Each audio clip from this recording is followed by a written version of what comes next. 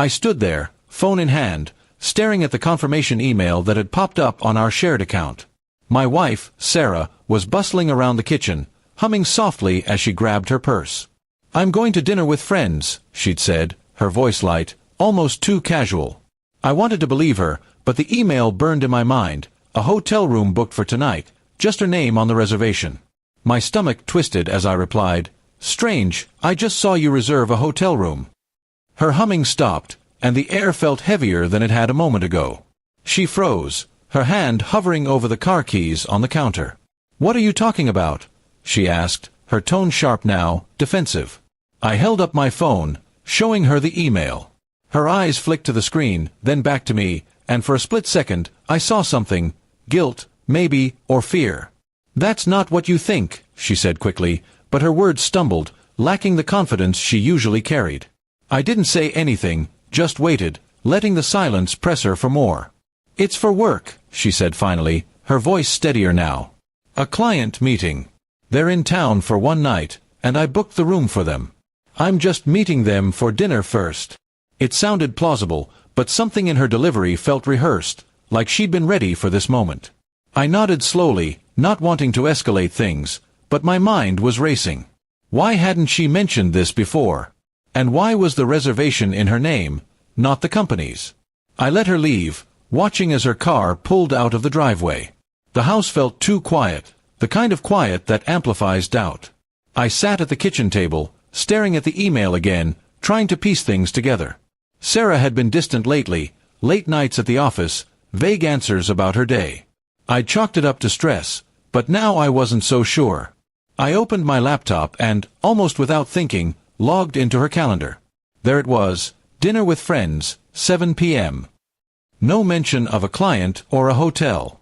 I told myself I was being paranoid, but the unease gnawed at me. I grabbed my keys and drove to the restaurant she'd mentioned, a trendy spot downtown. Her car was there, parked neatly in the lot. I sat in my truck, watching the entrance, feeling like a cliché from some bad detective movie. A group of people came out laughing, but Sarah wasn't with them. Then I saw her, stepping out alone, checking her phone, her face lit by the screen's glow. She didn't look like someone heading to a friendly dinner. She got into her car and drove off, and against my better judgment, I followed. My heart pounded as her car wound through the city, not toward home but to the hotel from the email. She parked, walked inside, and disappeared through the glass doors. I sat there, gripping the steering wheel, debating whether to go in. What was I even looking for? Proof? Closure? I wasn't sure, but I couldn't just drive away. Inside, the lobby was sleek and quiet, the kind of place that felt too expensive for a casual client meeting. I lingered near the elevators, scanning for her. Then I saw her, stepping out of the bar with a man I didn't recognize. He was older, polished, his hand brushing her arm as they laughed. My chest tightened. She hadn't lied about a meeting, but this didn't look like business. I ducked behind a pillar, feeling ridiculous but unable to look away. They headed toward the elevators, and I followed at a distance, my pulse loud in my ears. They stepped inside, and as the doors closed, I caught a glimpse of her face, relaxed, almost happy, in a way I hadn't seen in months. I took the next elevator, my mind a mess of anger and disbelief.